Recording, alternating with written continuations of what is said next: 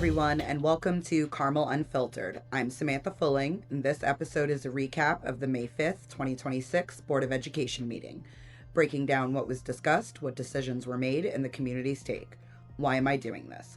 Board meetings can be long, confusing, and sometimes downright boring. There were nights I stuck it out for the long haul, and others I could not sit there for another minute. However, board meetings are important. They provide insight to the inner workings of our school district, give you an idea of current fears and complaints, and allow you to decide if you'll vote for that trustee next time they run. So this is my way of giving back to district stakeholders who can't be present during meetings, don't want to review the next day, or for those who are really only interested in one or two hot topics for the night. I will state approximate timestamps for each section or topic I run through, so if you're interested in looking at the actual board meeting, you will be able to find your topic of interest a little easier. I will be linking the meeting down below for your convenience, but you can easily find current board meetings on YouTube by searching Carmel CSD Board of Education. Let's get into it.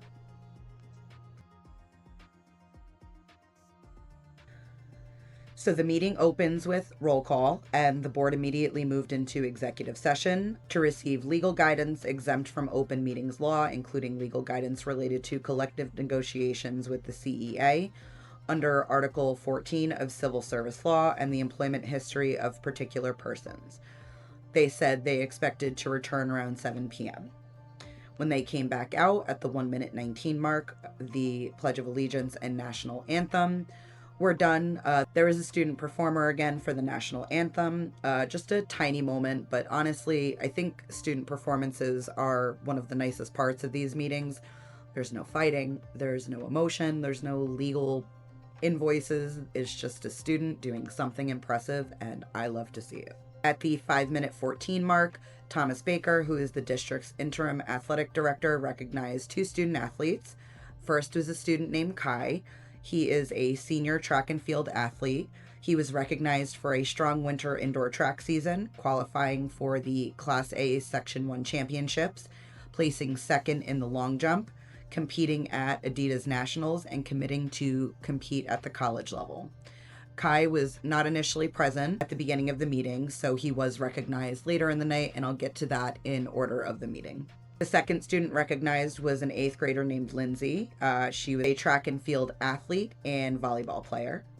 Lindsay's accomplishments were seriously impressive. She qualified for the Class A Section 1 championships, placed third in pole vault, qualified for middle school nationals, placed third nationally, cleared 10 feet and broke a school record from 2003, was ranked 16th in the state, and ranked number 1 among 8th grade pole vaulters in New York State. That is not just a cute middle school achievement. That is a serious athletic achievement, but congratulations to both Kai and Lindsay. I'm very proud of you. At the 9-minute 32-second mark begins first open session.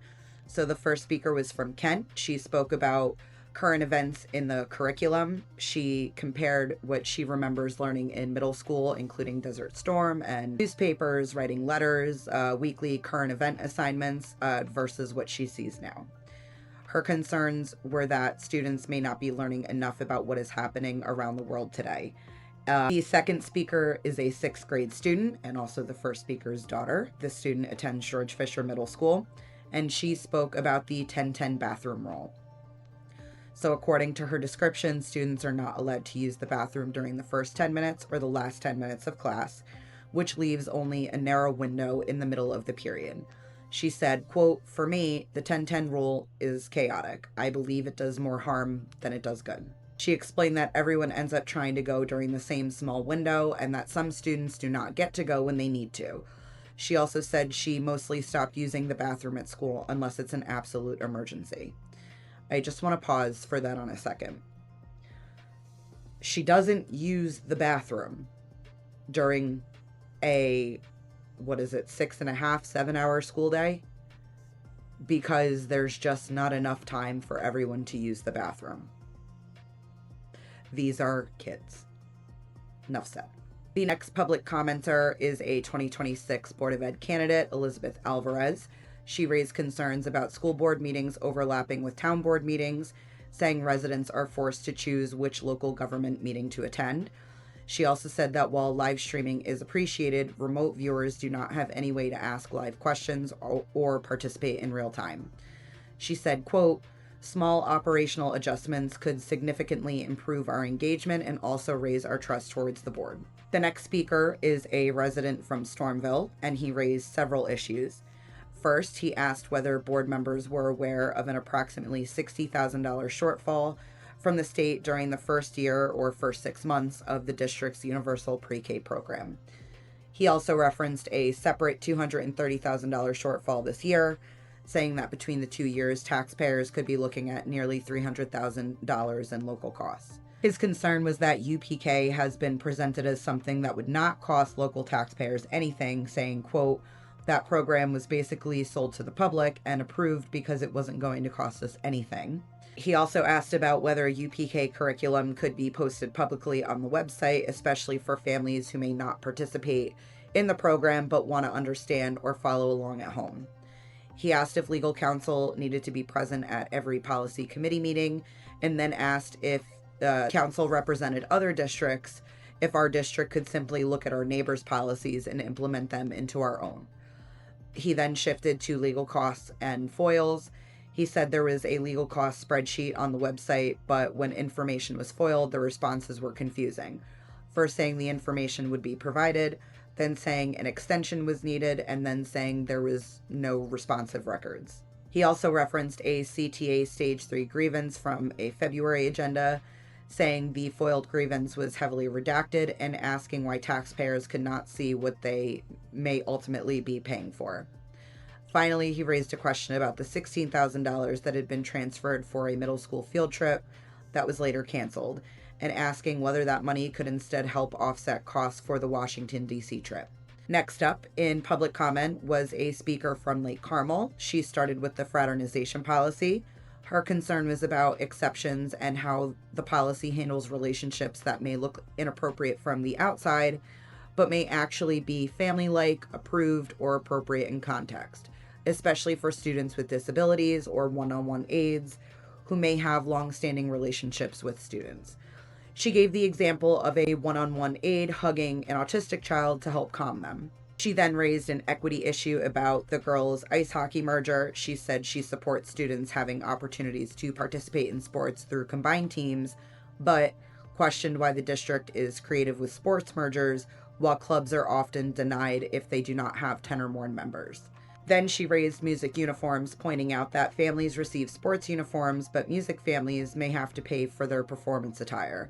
She closed by thanking the staff for the Best Buddies Walk and thanked Trustee Magliano for attending Septo Bingo. At the 27-minute, 32-second mark began board comments. Starting with Trustee Wise, he thanked the speakers and first addressed the 6th grade student speaker about the 10-10 bathroom rule. He described the timing problem in practical terms, stating that in a 40-minute class period, if students cannot go during the first 10 minutes or the last 10 minutes, and then there's also time lost due to, arriving and packing up, students are left with a very narrow middle window where everyone tries to go. I do know that there's also been issues of teachers not letting students go in that middle window because now they're in the middle of lessons. He said that it would be disruptive to teaching and unhealthy for students who are avoiding using the bathroom. He then moved on to Elizabeth Alvarez's concern about remote participation and said that anything the board could do to allow more of the community to participate would be ideal. He also asked the superintendent to speak to the UPK funding issue, and he brought up FOIL frustrations, including problems with access to certain records or folders. Trustee Torpy then spoke and pushed back on the idea of live remote questions, saying that this is a school board meeting held in public, not a public meeting in the sense of open back and forth dialogue. He said if the board allowed live remote questions, they would have to answer all or none, and that it would create a bottleneck and prevent getting business done. He also defended UPK as a net positive, saying early education and early identification of services can help students and may save the district money in the long run. He also briefly mentioned the Best Buddies Walk as a positive event. Trustee Jordy Douglas then spoke. He praised Kai's character and said he had just watched Kai compete and was impressed not just by his athletic ability, but by the respect he showed officials. He also agreed with the point that the school board meetings are meetings held in public and not public meetings meant for back and forth dialogue. Trustee Nicholas Magliano said he was unaware of the $60,000 EK shortfall in the first year. He then thanked SEPTO for the weekend's events, including bingo, and praised the volunteers, staff, and families who helped make those events successful. President Orser then thanked the student speaker and said it takes courage for students to address the board. She said she did not have answers in that moment, but she would ask the superintendent and assistant superintendent to report back to the board on that specific situation in a future meeting. She also responded to the remote participation issue, saying an interactive live stream would be almost impossible, but there are other ways to contact the board, including emails, compliments and complaints, and the public comment sign-up form. Trustee Wise then clarified that he was not necessarily suggesting a back and forth dialogue outside of the public comment portion of the meeting. He said public comment should remain open to the public and that more access matters for people who cannot attend in person due to work, disability, or other reasons. At the 37-minute 15-second mark, Superintendent Plotkin gave his report. He started by directly addressing the 6th grade student who spoke earlier. He asked if he visited the middle school in the near future, if she would be willing to sit and speak with him and Mr. Fratto, the principal, to help them better understand what would work and what would not work. He said, when you have many middle schoolers all asking to go to the bathroom at once, it is not easy, but the district also needs to not deny students the right to use the bathroom. He said they need to find a way to handle it in the most orderly and humane way possible. Superintendent Plotkin then addressed UPK. He said that when dealing with New York State, there are times when the district does not have all of the information and funding information can trickle out at different times. He said the state may give one understanding and then later change course. He also said the district wants all information up front, wants proper budgetary allocations, and would love for UPK to be a completely cost-free endeavor for taxpayers. He said that they are pretty confident that eventually it will be, and then addressed the UPK curriculum question. He said the curriculum issue is hard because there are different curriculums in different places. The district has 8 different sites, and some curriculum is proprietary. He said the district would see what it could do in that realm. Superintendent Plotkin then addressed the grievance issue. He said the reason the grievance was redacted was because it was a personnel matter and could not be shared. He then commented on the $16,000 field trip question and its relationship to Washington, D.C. He said he would love to present to the board how many more students were able to go this year who might otherwise have had financial barriers. He said district staff worked diligently to make sure no one was denied the ability to go on the trip. He said the money could possibly be rolled over for next year or used later, but the goal is to finance trips so students can attend who otherwise might not be able to. Superintendent Plotkin then addressed the music uniform issue, saying that no one is going to be denied a gown or a tuxedo. He explained that the issue is different from sports because these items need to be altered, and once altered, giving them to students could become a gift of public funds. He said there are other avenues students can borrow gowns for the whole year and return them at the end, and scholarships through Tri-M may help students with tuxedos. He also said the district needs appropriate communication at the beginning of the school year about what has to be bought and what options are available. Superintendent Plotkin then gave a short update on the high school drop block rotation schedule starting next school year. He said the district was close to being ready, still working through some things with the CTA, and expected communication from the high school by the first week of June regarding changes in times and transportation. He said one goal is to give students more time in certain classes on certain days and allow more time for in-depth focus. Immediately after that, the board recessed into just a 2-minute recess. Once they returned, they immediately went into the public budget hearing. So at the 43-minute, 45-second mark, the board suspended the regular board meeting and opened the budget public hearing. President Orser invited anyone who wanted to speak specifically about the budget to come to the podium. Nobody came up. At the 44-minute, 58-second mark, they moved into board discussion, starting with liaison minutes. They moved immediately into policy 9268, the fraternization policy. So Trustee Douglas had asked for this to be placed under board discussion. He said he was not looking to have a full open discussion at the meeting and said he believed the proper protocol was to send it back to the policy committee. He said he supported having a policy that protects students and supports staff, but believed parts of the policy may not take into account some of the positive things staff do. President Orser said she wanted to get the board's opinion about whether the policy should go back to committee because it had recently just come out of policy. She said she thought it was important for the full board to understand Trustee Douglas's concern. Trustee Douglas gave the example of a teacher checking district email early in the morning. He said that under the policy, if he checked his email at 4:30 in the morning and saw a student had emailed him the night before about an assignment, he would not be able to respond until later, even though it was a district email and administrators have access to it. His concern was that the policy may create barriers for educators. He said he doesn't want to put barriers in front of good educators from being great educators. President Orser said the policy had been discussed in policy 3 times and in a work session. She said she personally felt it was written well and did not want to bring it back to policy unless other board members wanted to change it. Trustee Torpy asked whether Trustee Douglas had attended the work session where the policy was discussed. He said a separate meeting had been scheduled to address Trustee Douglas's concerns and that Trustee Douglas had not attended. He said the policy had been discussed ad nauseum and said he did not support sending it back to policy.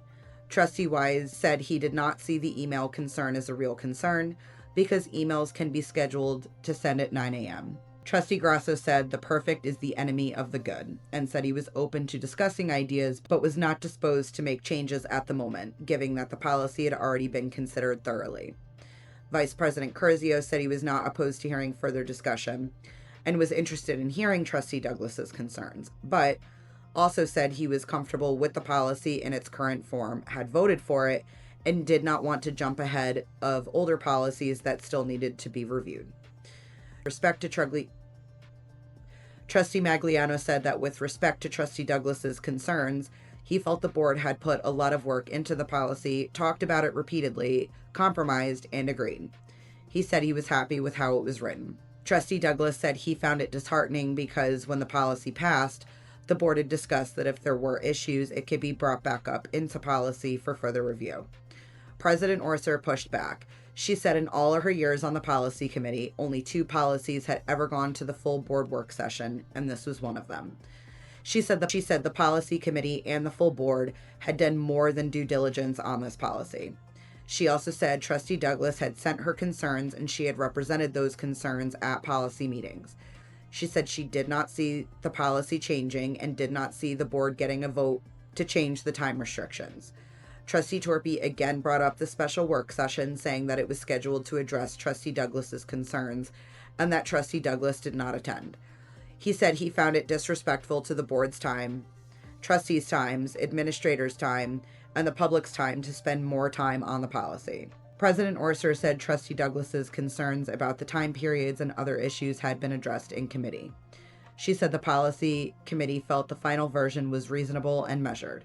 Vice President Curzio asked whether Trustee Douglas's concerns were new or had already been addressed by the policy committee. Trustee Douglas said he went through the new policy and wanted to clarify that he was not intending to disrespect anyone's time or suggest the board lacked due diligence. He said his main concern was not putting barriers in front of the good educators from being great educators, and he said he would provide copies of his notes and simply ask that the policy committee look at them. President Orser said she would put it on the policy committee list, but it may be quite a while because the committee has to get through policies that have not yet come in front of them. She asked Trustee Douglas to send his concerns to her, Trustee Grasso, and Trustee Magliano. Trustee Wise said every member of the board has the right to raise issues they feel are concerning, and that should not be shut down. He also said he agreed with others that the policy had been addressed many times and had passed 6-1. Trustee Torpy again referenced the February 2nd work session and said that it had been scheduled for Trustee Douglas. Trustee Douglas responded that he had to balance being a volunteer and spending time with his ailing mother on her birthday, and his mother won. Trustee Torpy responded that the meeting could have been scheduled around him because it was scheduled for him. President Orser then immediately moved the meeting along. Hi guys, so this is obviously a different recording and recorded after I had done the initial recap. I came across some new information that I figured I would add in after the part about the controversy surrounding the exchange between trustees Torpy and Douglas the other day. So, one of the things that I was confused about while watching the board meeting the other day was the part about the email that Trustee Douglas had sent out. And Trustee Torpy said that he said he refused to come to the work session, and Trustee Douglas said, no, I was with my mom. So I have the email. And I'm going to read you what the email says. And then from there, you can change your mind, not change your mind, whatever. It doesn't matter. But I think the email is important, and I think it gives a little bit more context maybe as to why there is some frustration at the table the other night. I understand if you still find the reaction unacceptable. That's fine. That's completely your opinion. At this time, though, however, I understand why Trustee Torpy was as frustrated as he was, and I understand why he reacted the way that he did. Maybe not in line with what we expect from a board trustee, but as somebody who also just has enough at times and is tired of people's bullshit, I can appreciate it. So this is what the email says. I will also post this on Facebook as well after this episode comes out. It says, good evening all. Thought, I think it's supposed to say though, I am unable to attend tomorrow night's work session pertaining to 2 policies. I am not in favor of spending time on these policies. There is nothing I see in the policies that is not already covered by state and local law or existing policies. We as a board already dedicate more time than any district I can think of. The dedication of more time does not necessarily lead to better circumstances. In this case, I fear we are creating scenarios of unintended consequences with such policies. Thank you, Jordy. There it is. I know you're not going to be able to really see it on screen, but this is a real life screenshot. No, I will not tell anyone how I got this. I'm sure some people will come to their own conclusions. That's fine. This is a frustrating realization for me. I was really hoping that the truth was going to be somewhere in between of, a refusal to participate and, going to a birthday dinner. I was hoping that there was a misunderstanding, but that seems pretty clear cut to me. Obviously, I don't know if there was any additional conversation had via text or in person or on the phone about this. I guess that could have happened where Trustee Douglas could have left board members with more context as to why he didn't show up to that work session, but it's frustrating. February 10th, February 2nd, we were still over a month away from even passing that policy. There was still a lot of work done on it. I believe it also went back to a committee after the work session. And to me, in my opinion, this email leaves me with an impression that Trustee Douglas was never willing to give that policy a fair shake. That's concerning to me as a parent. It's concerning to me as somebody who is well aware of issues that we've had and currently have going on in this district. So that's kind of my 2 cents and Sam's synopsis in the middle of this board recap. Like I said, I'm not even going to edit this part. You're going to get all my ums and ahs and pauses and searching through my phone. It's frustrating. So, like I said, in this instance, I absolutely stand behind Trustee Torpy. I grasp and empathize with his frustration. I would be frustrated too. I do understand why members of the public found him to be I don't know what's the word I'm looking. Disgusting, I think, was an adjective used for him that night. So I'll use that. I get that. Not your cup of tea. I can't hate anyone for that. Nobody's perfect. We're not going to love every board member every day. I love many board members, and there's been times I've disliked how they've acted. So I get that. But I think sometimes we need to remove our personal biases, from the equation and see what's really going on. And what was really going on Tuesday was Trustee Torpy frustrated and very unhappy with how Trustee Douglas was conducting himself. So again, my 2 cents. I'm sure I'll have a differing opinion sometime in the future about somebody else, and that's cool with me. At the 1 hour, 1 minute, 3 second mark, the board approved the consent agenda. President Orser highlighted donations, including a $1,500 donation from the Community Foundations of the Hudson Valley for use by teacher Laura Blaha, and a $2,500 donation from Patty Hupp and the Smart Art World Foundation for the art department, including $250. The official agenda also including special education placements, transportation vehicles, and equipment declared surplus, said car flow through contracts, WPSBA budget and slate approval, an EDL summer learning camp agreement, election inspectors, the girls ice hockey merger, and the appointment of Thomas Baker as interim athletic director. They read a retirement recognition for Debbie McKenna, who has served as a monitor at Kemp Primary School since September 2000. The tribute described her as a cherished presence, a pillar of the building, and someone whose warmth and kindness touched students and staff. The personnel items passed. The board then discussed a resolution to transfer $50,000 from the, I hope I say this right, certiorari reserve. I've listened, I've read it, I've tried. This word eludes me. So certiorari reserve into the current budget to cover current and anticipated expenses, with any unused money returned to the reserve after June 30th, 2026. Assistant Superintendent Ken Silver explained that the district had already incurred about $47,000 in certiorari expenses and believed the transfer would cover needs through the end of next year. Trustee Wise asked for a clarification for the public, and Silver explained that these expenses relate to judgments or reductions in property assessments, not someone accidentally paying taxes twice. Who does that? Has anyone ever done that? Don't do that. Don't pay taxes, twice. Pay your taxes, I guess. Wise also clarified that this does not mean the budget is increasing because the district maintains a reserve for this type of expense, and unused funds would return to the reserve.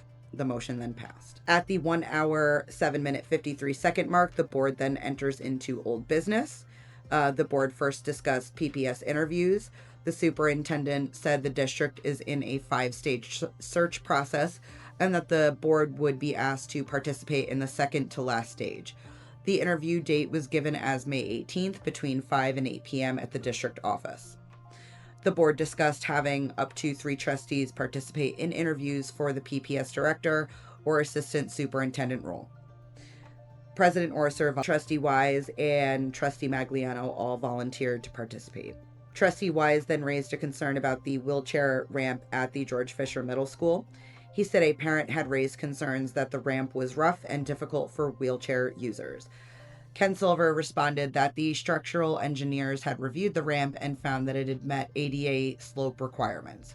Trustee Wise clarified that even if the slope meets requirements, a wheelchair user reporting difficulty using the ramp should carry weight, especially if the paving is rough.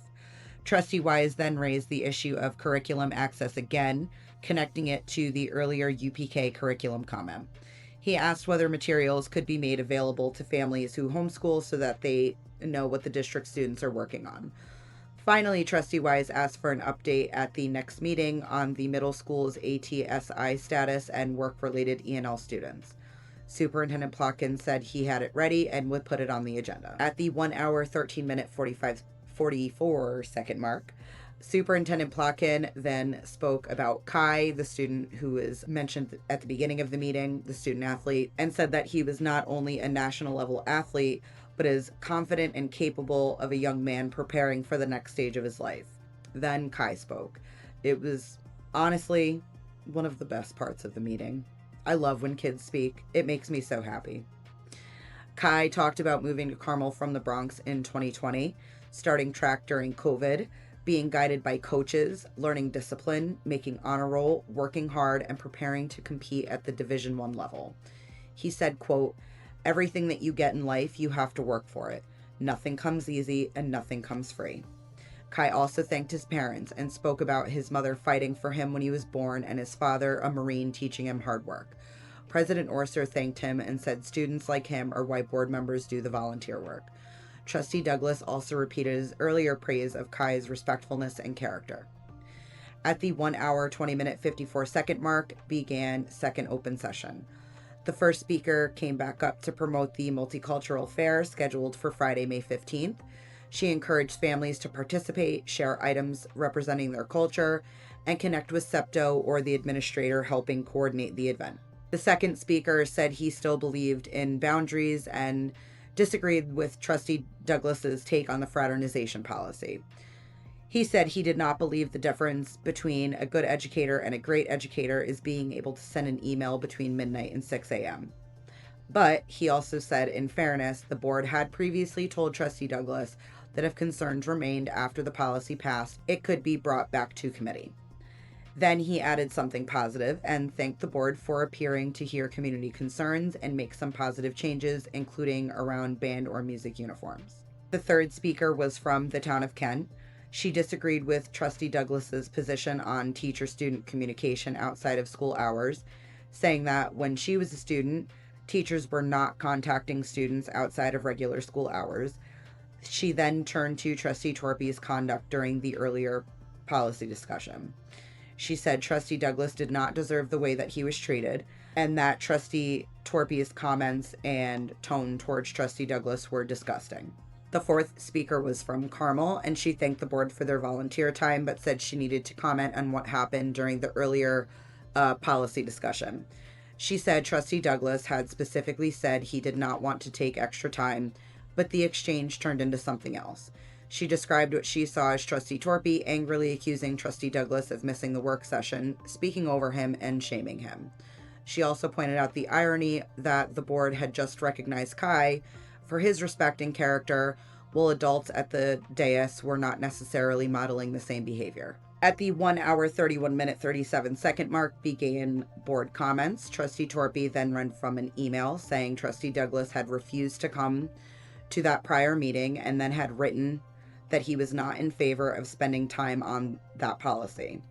Then he addressed the public's criticism directly and said, quote, "You may disagree in the manner in which I express myself. Let me be very clear to the people at the microphone who spoke tonight. I don't care."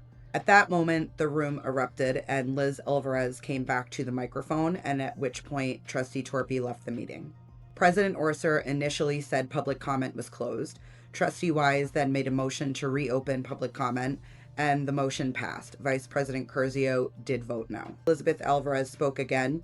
She asked the board to keep members in check and said trustees are supposed to represent the stakeholders. The next public commenter that came back up said that she had voted for Trustee Torpy and now felt that he did not represent the people the way that he should. She asked the board to find a way to remove him. Third public commenter, who had previously spoken, also came back up and said that this was not a one-off issue and that Trustee Wise is disrespected regularly by multiple people on the board. He urged the board to check themselves and treat one another with respect. A student then came up and spoke, and it had nothing to do with any of this. He was actually invited up by Superintendent Plotkin, which I do applaud Superintendent Plotkin for doing. I think it kind of settled folks back down hearing a kid. But he came up to speak on behalf of Coach Alex Buchain, who has just been approved as the new varsity football head coach. The student spoke positively about Alex. He said he had known Alex for a long time and that Alex inspired him athletically, academically, and personally. President Orser confirmed that the board had voted for him and that he would be the coach. I was just glad to see another student-centered moment in the middle of all the adult chaos. And now the board reopens board comment. Trustee Grasso started and spoke about decorum, calling it essential to how the board functions. He said board members can disagree, but mutual respect matters. He said, quote, "We can disagree as long as we are decorous." Trustee Douglas spoke about constructive discourse. He said, quote, "One of the pillar standards of high-functioning organizations is the ability to engage in constructive discourse." He said people with different opinions should be able to hear one another, agree or disagree, and focus on the issue. Vice President Curzio agreed with Trustee Grasso and then shifted to budget outreach. He said he and Assistant Superintendent Silver had been at the Kent Town Board meeting earlier to discuss the budget. He highlighted the district's budget message, including what he described as a historic 0.1% tax levy reduction. He also discussed outreach to Patterson, Carmel, East Fishkill, and the Community Budget Forum. He reminded residents that the budget vote was scheduled for Tuesday, May 19th from 6 a.m. to 9 p.m. He also discussed polling locations and encouraged residents to check out where they vote. Trustee Magliano thanked the public for coming out. He said the board is 7 different people's perspectives, and that those perspectives are both the challenge and the beauty of the board. He also praised the student athletes and parents. President Orser closed by thanking the community for coming out. She acknowledged that there are times when not all board members will act with decorum, and she said she takes her role seriously and tries to keep meetings running smoothly while allowing trustees to be heard and maintain respect. At the 1 hour, 50-minute, 15-second mark, the board then moved into executive session for legal guidance regarding pending litigation. They said they would not be returning to public session.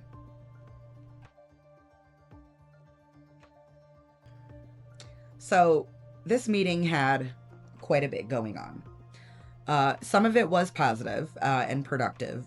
Some was frustrating and quite frankly embarrassing, and I'm over the embarrassing. Frustrating I can deal with. Embarrassing is just yuck. All right, so let's start with the good.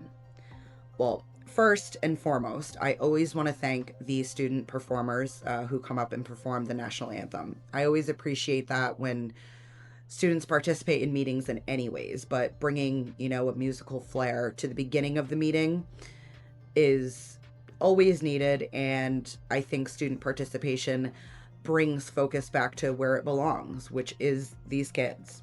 I also want to sincerely congratulate the 2 student athletes recognized at the meeting, Kai and Lindsay.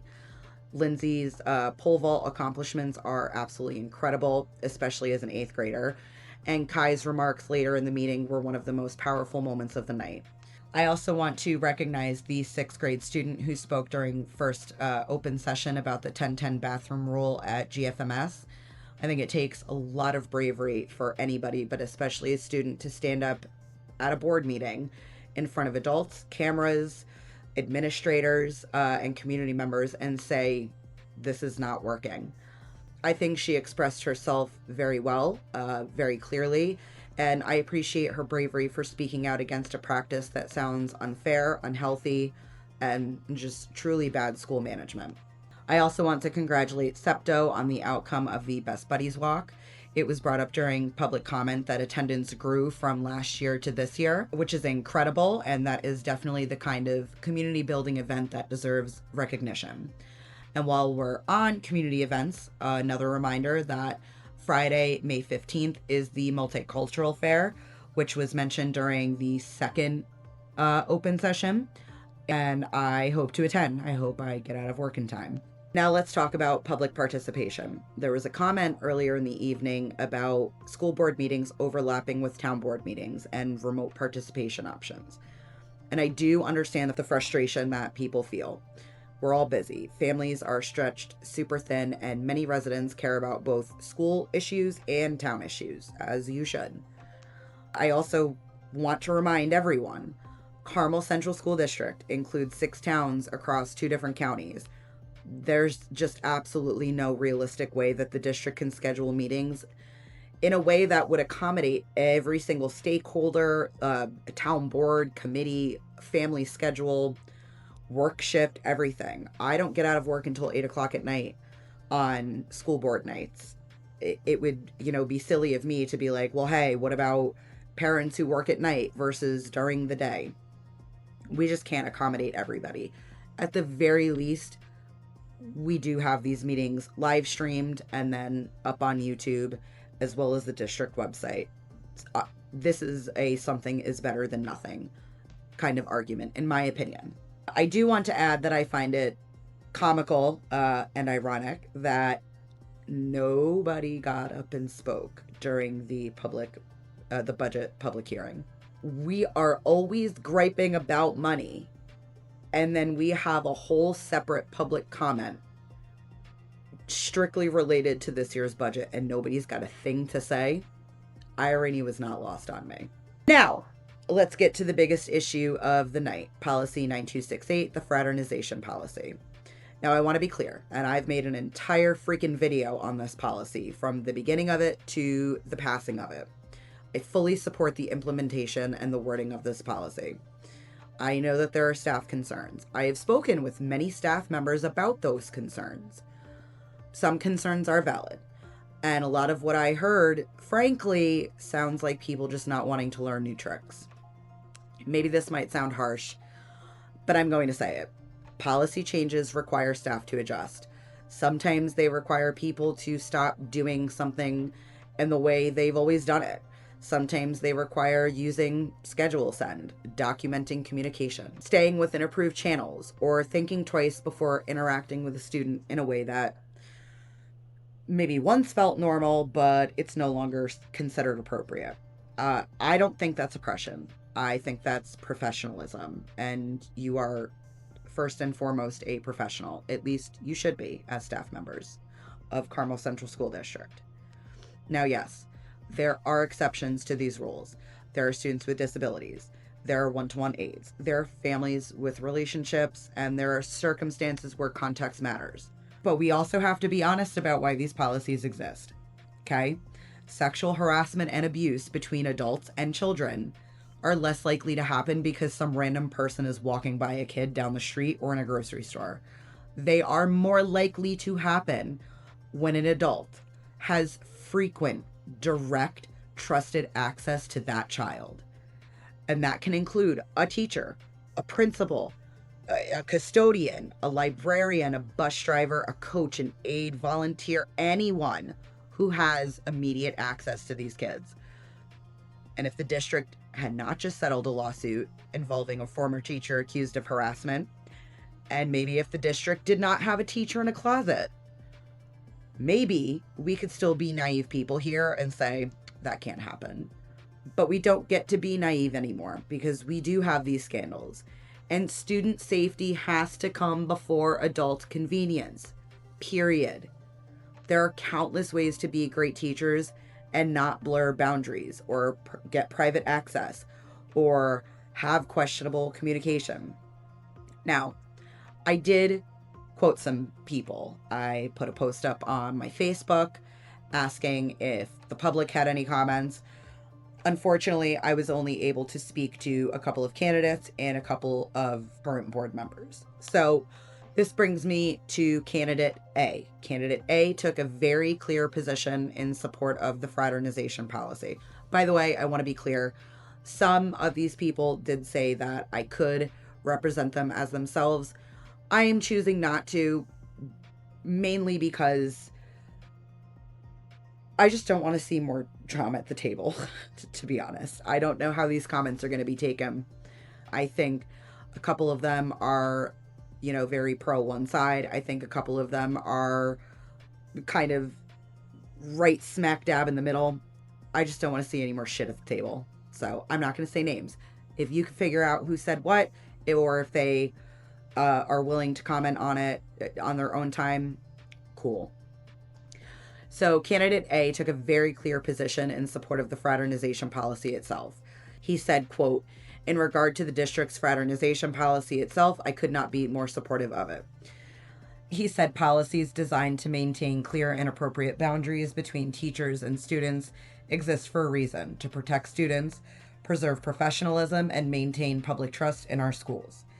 Candidate A also said he strongly disagrees with Trustee Douglas's position on the issue and worries at times that he may be too closely aligned with the CTA. Candidate A also said he still respects his perspective, even though he did not sway his belief in the ultimate necessity of the policy. He continued with, quote, "There are countless ways to be a great teacher, and none of them require inappropriate boundary crossing or improper communication between teachers and students." Now, on the board discussion itself, I do agree that the board had previously said policies could be brought back to committee if a trustee had concerns.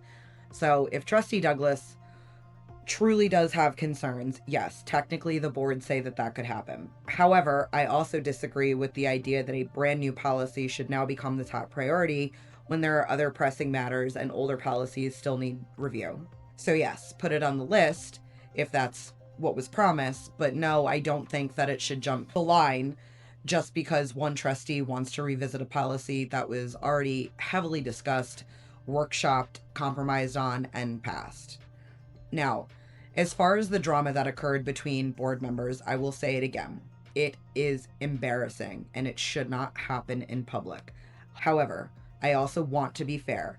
If a trustee refuses, and I'm saying if because I do not personally know all of the details of who refused what, when, or why, but if a trustee refuses to participate in board discussion, policy review, training, events, or any part of the work required of the board because of a personal bias, personal feelings, or personal conflict, then that trustee should not be on the board. That is just my opinion. I am well aware we cannot just remove trustees from a board of education because a handful of us don't like them, don't agree with them, or are just angry with them in the moment. And that opinion does go for all trustees, not just Trustee Douglas, not just Trustee Torpy, not just the person you like or that you dislike, all of them. Personal bias and feelings need to be left at the door by trustees, by board members. They are elected officials to do the work, not just the parts of the work that they enjoy or the parts that align with their personal politics or friendships or grudges or alliances or comfort zones. Now, that said, when you're making a valid point, delivery does matter. And that brings me to school representative number 2, who said that he actually agreed with Trustee Torpy's argument toward Trustee Douglas and felt that the argument itself was valid. However, he said, quote, "The way he went about it was out of line." School Representative 2 also said that he felt Trustee Torpy was the wrong person to make the argument and called it, quote, "the pot calling the kettle black." He referenced that it was not that long ago that the library was full of administration and board members for a night that cost the district a considerable amount of money for an Islamic training because of Trustee Torpy's actions, a training that, according to the school representative, Trustee Torpy refused to attend. The school representative then closed with this, quote, "The bottom line, agree or disagree, we are in a position that is seen by many, staff, students, community members. If you can't conduct yourself in a professional manner when there's some heat, you have no business in those chairs. The board and the public deserve to be treated with respect." Candidate A also broadened the responsibility beyond one person or one side. He said, quote, "I would encourage all parties, not just one individual or group, to remember that the ultimate goal should remain at the center of everything we do, the well-being and success of our students." And I do agree with that. Because yes, Trustee Torpy's conduct did become the major focus of the meeting, but professionalism is not only required from the person we already disagree with. Professionalism has to apply across the board, literally and figuratively. Candidate A also continued with, quote, "Personal attacks, hostility, and being the loudest person in the room do not automatically make someone correct." And I think that applies to board members, candidates, community members, parents, advocates, all of us. I, too, have been obnoxious at meetings. We're not immune. None of us are.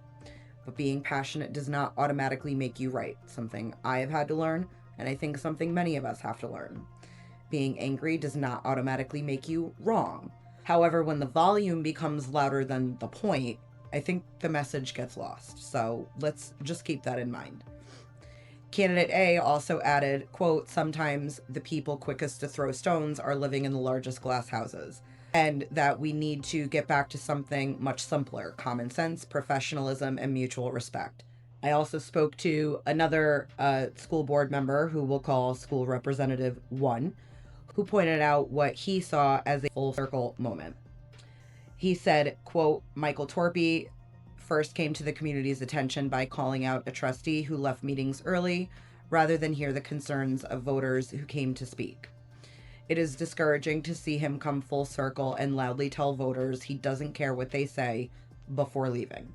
School Representative 1 continued with, quote, as board members, we work for all members of the public, not just the ones who voted for us. And added, quote, I have always fought for the right of the public to voice their concerns at board meetings, even, indeed, especially when those concerns were about me, and I have always fought for all children, all parents, and all taxpayers in this district, regardless of whether they agree with me on any particular issue. So I do agree that public comment is not only valuable when it's friendly. It's not only valid if it agrees with you, it's not only worth listening to when it confirms what you already believe. School Representative 1 closed with, quote, we grow stronger as a board when we hear the concerns of the community. We fail when we dismiss opinions we don't agree with or let disagreements on outside issues affect how we listen to and work for the community. So the last few quotes that I got are from another candidate, who we'll refer to as Candidate B.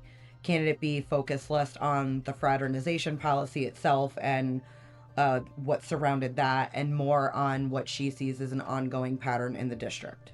Candidate B said the latest Board of Education meeting reinforced an ongoing pattern. Concerns raised by students and parents are heard, but there is little action or leadership afterward. They specifically pointed to the bathroom rule concerns. Candidate B said, quote, students again spoke about bathroom rule limitations that had already been brought up months earlier, and yet nothing has changed. Candidate B also said the meeting highlighted concerns about transparency, public participation, and respect towards community members.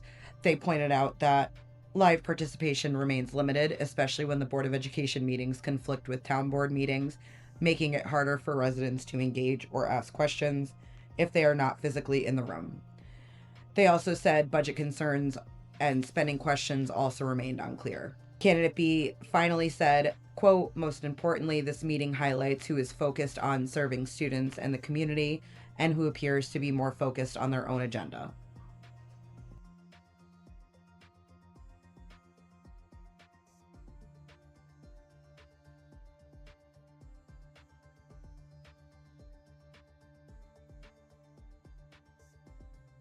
Now, just a few final thoughts.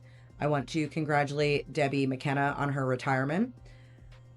I also want to address the PPS interviews coming up and want to invite myself to them. I know Superintendent Plotkin did not ask for public participation, but I think that, the public should participate. So I'm going to come too, May 18th, between 5 and 8. I heard the time. I will bring fluffernutters. I will sit quietly. I will only ask 6-7 questions. Just kidding. The PPS leadership truly matters tremendously, especially for families who are navigating the special education and student services, evaluations, accommodations.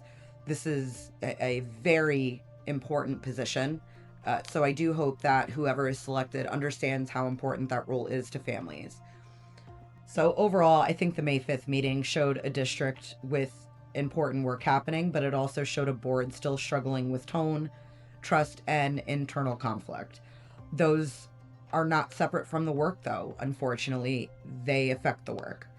So now, like always, the question is follow through, because public comment is where concerns are raised, and board discussion is where concerns are debated.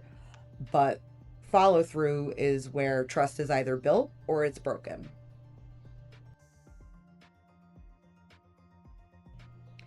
That wraps up today's meeting recap. These decisions shape our schools, our kids, and our community. Staying informed isn't optional.